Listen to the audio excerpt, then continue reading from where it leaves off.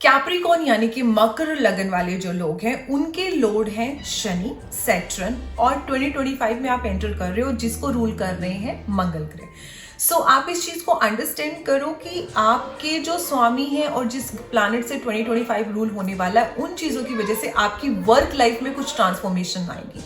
Because 2025 में जब enter आप कर रहे हो तो आपकी वर्क लाइफ को रूल कर रहे हैं वीनस। एंड अपेरेंटली 2025 में सैटर्न की जो चाल बदल रही है वो भी कहीं ना कहीं आपकी वर्क लाइफ में ट्रांसफॉर्मेशन लेकर आ रही है। काफी कंफ्यूजिंग लग रहा है ना।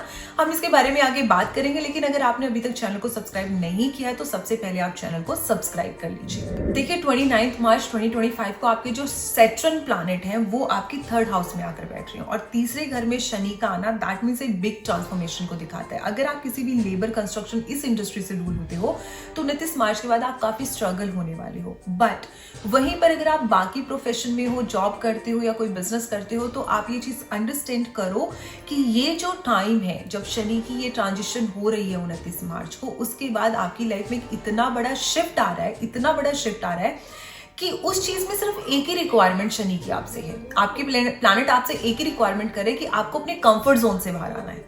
अगर तो आप अपने कंफर्ट जोन से बाहर आने को रेडी हो तो आप जितना एम्बिशियस बनना चाहते हो, जो मुकाम आप अपनी लाइफ में हासिल करना चाहते हो, जितना पैसा आप कमाना चाहते हो, जिस लेवल पे आप पहुंचना चाहते हो, आपके प्लैनेट आपको ब्लेस करेंगे।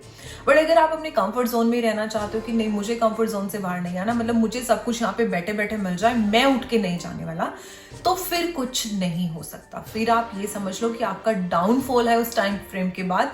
तो ये कंडीशन 29 मार्च से ही आप पे लागू हो रही है कि आपको अपने आप को पुश करना है, अपने आप को चेज करना है, अपने कंफर्ट जोन से बाहर आना है। अगर नहीं आओगे तो जो आपके एम्बिशंस हैं, जो आपके सपने हैं, उनमें से आप कुछ भी पूरा 2025 में तो नहीं कर पाओगे। वहीं पर अगर आप जॉब करते हो तो आपके ऑफिस में आपके कलीग्स या फिर आपके बॉस, मैनेजर आपको इविल आई दे सकते हैं, आपको स्मोक दे सकते हैं, वहां की पॉलिटिक्स का आप शिकार हो सकते हो। तो आपको अपने कंफर्ट जोन से बाहर तो आना ही पड़ेगा, अदरवाइज आपकी जॉब भी जा सकती है। तो अगर आप सोचो कि नहीं नहीं हम लोग हाथ पे हाथ धरे बैठे रहेंगे, हम कुछ नहीं करेंगे तो कुछ गलत नहीं होगा, अरे वो होगा, वो होके रहेगा।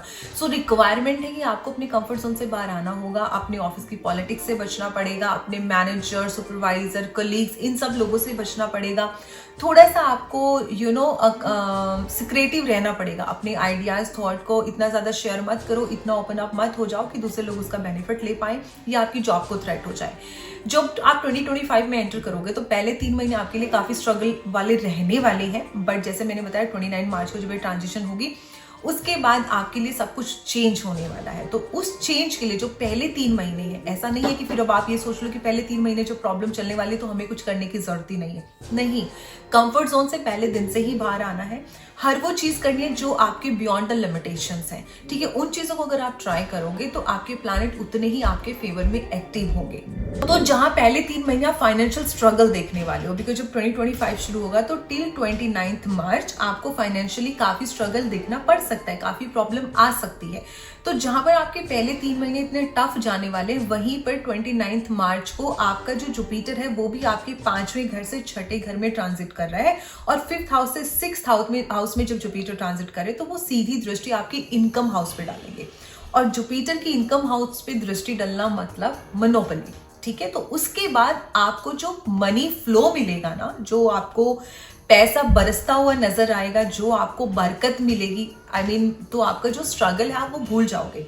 बट चीज वही है ना कि प्लैनेट तो अपनी चाल चल रही है, पर अगर आप आराम से अपने कंफर्ट जोन में बैठे हो तो खाली प्लैनेट से कुछ नहीं होने वाला। आपको अपने कंफर्ट जोन से बाहर तो आना ही होगा अगर आपको ये ब्लेसिंग्स रिसीव करनी है तो जिन चीजों को आप करने से घबराते हो, जिन चीजों को आप करने से डरते हो या जिन चीजों को आपको लगता है कि नहीं ये तो मेरे बस की बात नहीं, आपको उन चीजों को ट्राई करना है, एक्सप्लोर करना है। क्योंकि जितना नई चीजें आप एक्सप्लोर करोगे उतना वो चीजें आपको बेनिफिट देकर जाएंगी। ये तो डर आप अपने दिमाग से निकाल दो कि आपका कहीं पे नुकसान हो जाएगा। अगर आपका कहीं पे पैसा इन्वेस्ट भी होगा तो वो आपके लिए फ्रूटफुल या बेनिफिशियल ही प्रूव होगा, ठीक है। तो आप इस माइंडसेट के साथ, इस थॉट के साथ आगे बढ़ो तो आप देखो आपको बहुत ही अच्छा खासा फाइनेंशियल गेन हो सकता है।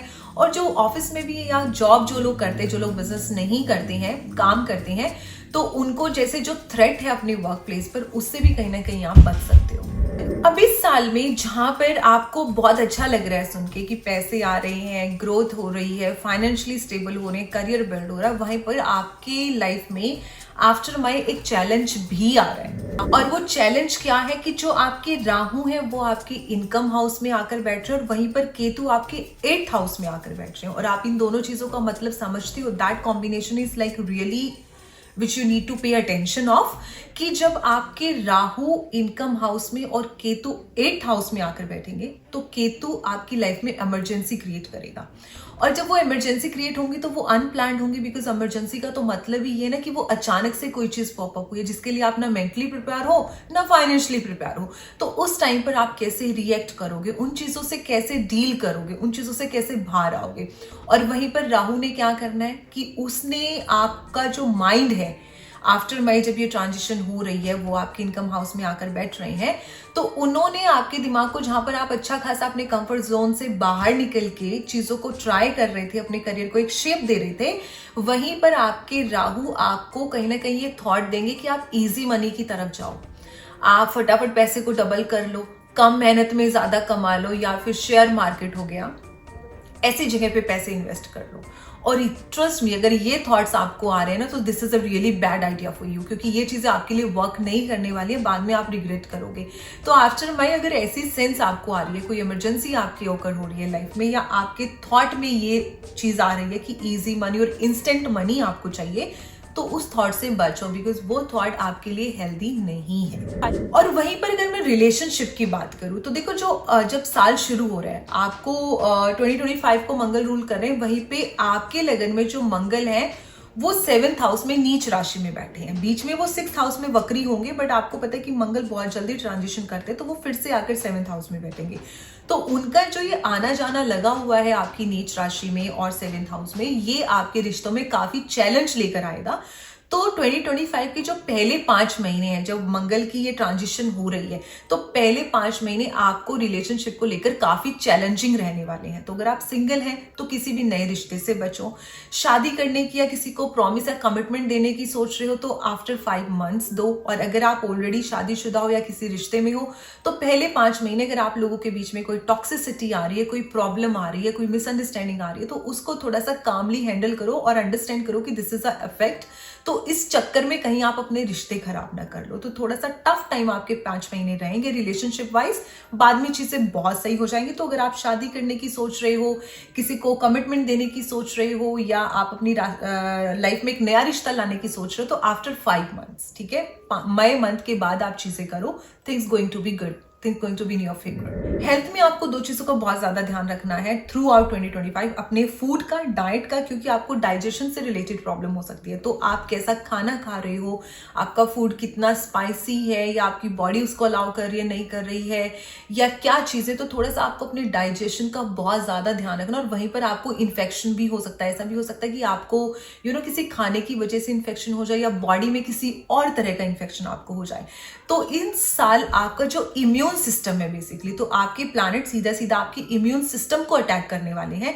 तो आप अपनी इम्यूनिटी को बनाए रखने के लिए एक तो अपनी डाइट पर प्रॉपर ध्यान दो, मेडिटेशन करोगे, मैनिफेस्टेशन करोगे तो आपके लिए बहुत अच्छा है।